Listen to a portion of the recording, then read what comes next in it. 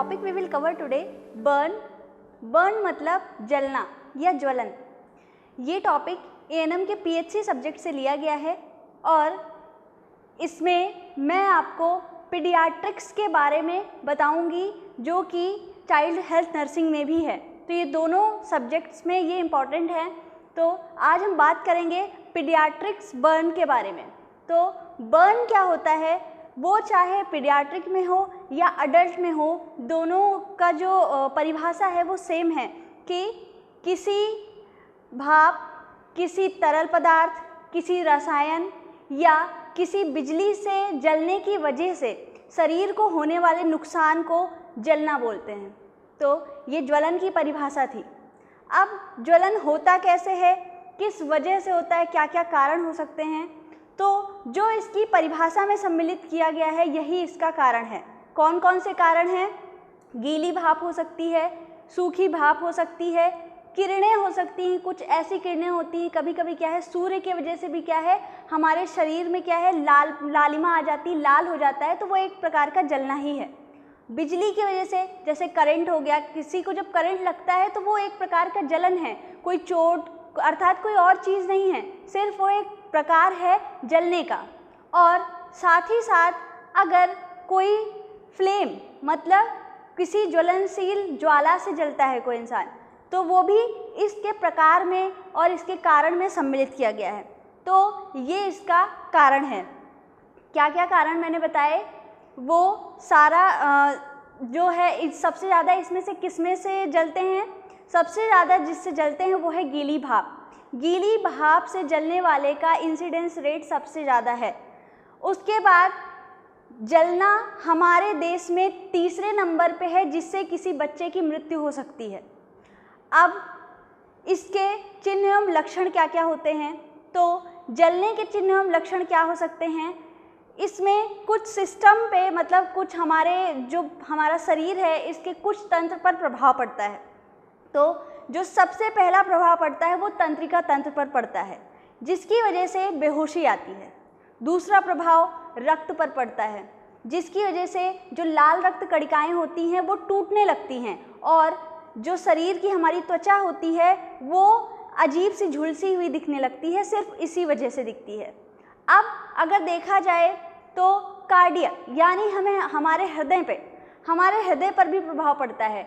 इस दौरान जब किसी को कोई जलता है, किसी को ज्वलन होती है, तो सबसे ज़्यादा असर कार्डियक पर पड़ता है। क्या फ़र्क पड़ता है? जो पल्स रेट होती है वो बढ़ जाती है और साथ ही साथ अगर देखा जाए तो श्वसन तंत्र पे भी फर्क पड़ता है, जो श्वसन की दर होती है वो बढ़ जाती है। तो ये सारे इनके चिन्ह एवं लक्षण होते हैं। अब चिन्ह एवं लक्षण तो पता है हमें, अब इसका जांच और परीक्षण कैसे करते हैं? तो जांच और परीक्षण करने के लिए जो इसमें कुछ नियम बताए गए हैं। जो पहला नियम है वो आकार के आधार पे है, फिर आकार के बाद गहराई के आधार पे है कि कितनी गहराई में जलन हुआ है, मतलब जो जला हुआ व्यक्ति है वो कितनी गहराई तक जला हुआ है। अब उसके बाद गंभीरता, कितनी गंभीरता से जला हुआ है। तो अब हम बात करेंगे सबसे पहले आकार के आधार पर। आकार के आधार पर कैसे इसको विभाजित किया गया है, इसमें रूल ऑफ 5 बच्चों के लिए रूल ऑफ 5 लिया गया है।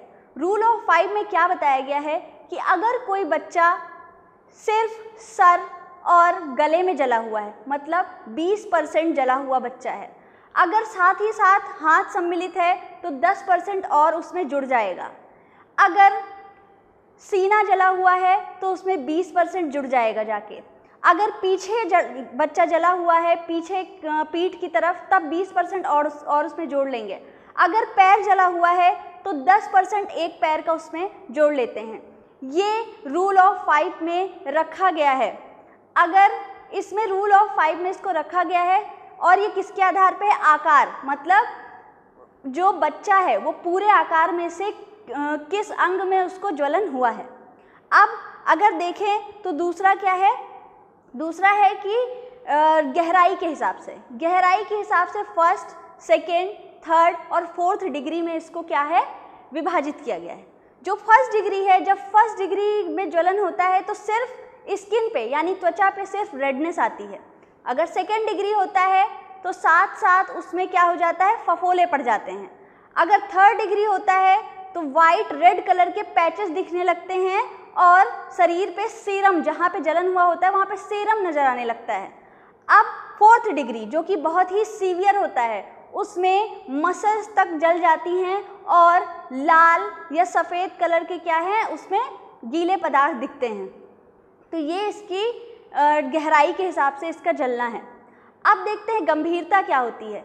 गंभीरता के हिसाब से अगर जलना देखा जाए तो माइल्ड, मॉडरेट और मेजर में डिवाइड किया गया है। माइल्ड मतलब थोड़ा सा, बिल्कुल बस स्किन जल गई है और कुछ नहीं हुआ है, थोड़ी सी स्किन जली है।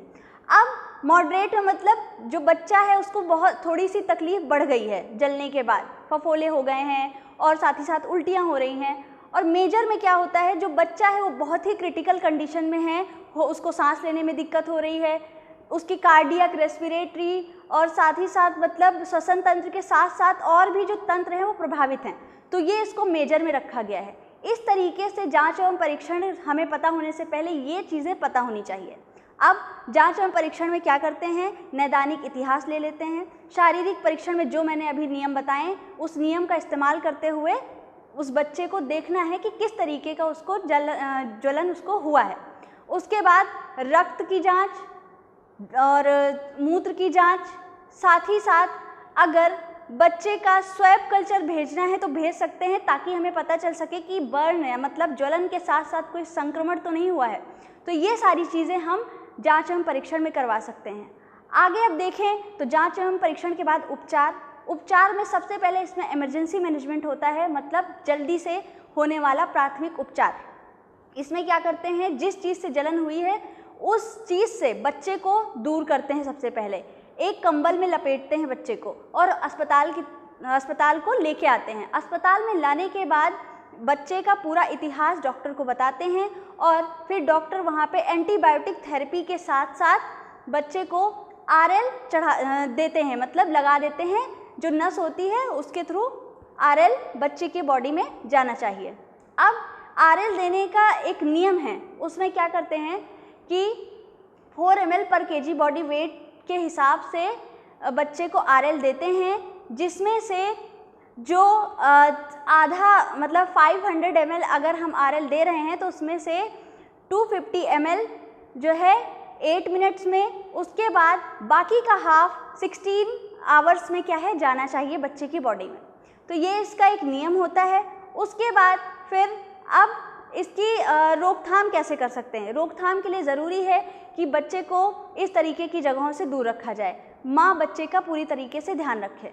अब नर्स की भूमिका क्या होती है, तो नर्स की भूमिका ये होती है कि स्वास्थ्य शिक्षा दे और डिस्चार्ज के टाइम पे बताए कि किसी भी तरीके का संक्रमण ना होने दें, क्योंकि जलने के बाद जो संक्रमण की अवस्था है वो सबसे पहले आती है। तो सही तरीके से देखभाल करें, स्वास्थ्य शिक्षा दें, बच्चे को अच्छा सा अच्छा भोजन दें जिसमें कि क्या हो, पोषण हो, पोषक तत्व हो, जिससे उसकी जो स्किन, जो त्वचा खराब हुई है वो फिर से बन सके। तो ये सारी चीज़ें एक नर्स को करनी होती है। और आज मैंने आप लोगों को बताया कि पीडियाट्रिक बर्न क्या होता है, बच्चों में जलना कैसे होता है और किस तरीके से इसको जांच एवं परीक्षण किया जाता है। So that is today for our topic. This is Kirti signing off. Bye for the next video.